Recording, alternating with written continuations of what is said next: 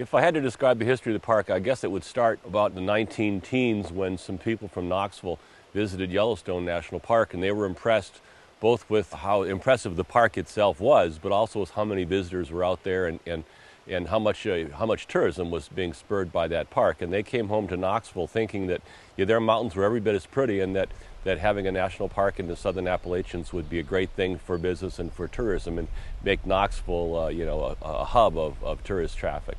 This park is different than Western parks in the respect that a lot of Western parks were created out of land which was already in the public domain. It was not privately owned, whereas all this land had been in private hands. Most of the land was owned by large timber companies. The rest of it was owned by about a little over 4,000 individual landowners who had small farms in the region. Neither particularly wanted to sell. The timber companies wanted to continue to cut timber, and the people living on their farms didn't want to give up their farms, their homes, their churches, their communities that were very important to them, even though life was very difficult for most of these people. Well, it wasn't a matter of persuasion, it was more a matter of getting the land through the power of eminent domain. Of course, a lot of people never think they're getting fair market value if they have to sell their land, so it was kind of painful.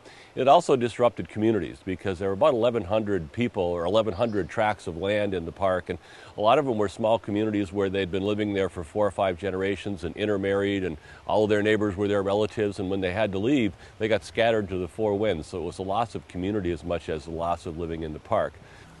My family first sold out the year I was born in 1930. I remember the families leaving one by one, stopping at the house and telling us bye. As a young boy, I did not fully understand it, except I knew people was having to sell their land for a cause called the National Park. But finally in 1934, there had been enough land acquired so that the National Park Service actually had enabling legislation signed by Congress on June 15, 1934, which actually established as an operating unit of the Park Service. It's an 800 square mile wilderness. It stretches 71 miles on the Tennessee-North Carolina boundary. There's 16 peaks over 6,000 feet, about 730 miles of trout stream in the park, and I think its hallmark feature is biological diversity.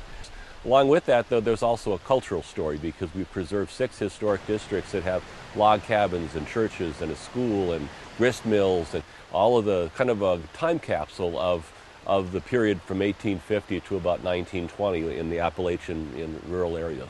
For me, vacation is about getting away from the rat race and getting back to what's important, and places like the Smoky Mountains is the place that you can forget all of that and meditate and think about what really is important in your life, like family and friends. The Smokies is the most visited national park in the national park system. Each year we see between 9 and 10 million visitors, and I think that, and by comparison, Grand Canyon is second with about 4.5 million, Yellowstone, Yosemite, 3 million apiece. The Smokies is surrounded by really a whole series of thriving tourism communities, and unlike Western parks, which had all the infrastructure in the park, if you go to Yellowstone or Grand Canyon, you'll find hotels, restaurants, banks, liquor stores, grocery stores, a jail, and all sorts of infrastructure within the park. This place was created in a time when there were already tourism communities beginning to evolve outside the park. And the result was that people could come and go in their own cars. Pigeon Forge got started back as a city in 1961. Prior to that, it was just a rural farming area with very poor people who lived here. About 20 years later, the city made a conscious decision to become focused on tourism. And the reason they chose to do that, of course, is because we have America's most visited national park in our backyard. 5 miles away from us. Last year, our tourism revenue here was $836 million, which is pretty stunning for a city of 5,784 permanent residents. And that was generated by 11.2 million visitors that we had last year, and the businesses that collected that amount of revenue. We have about 900 tourism-related businesses within our city, as well as the state's most ticketed attraction in Dollywood.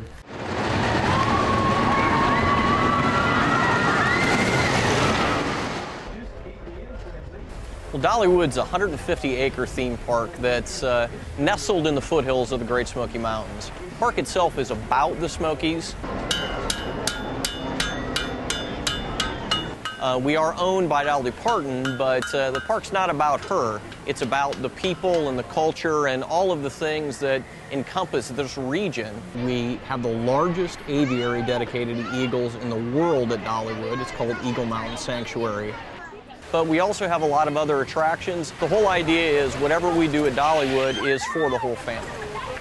The tension between environmental preservation and tourism were really there from the very beginning. The founders of the Great Smoky Mountains National Park, they wanted this park because it would bring people to the area.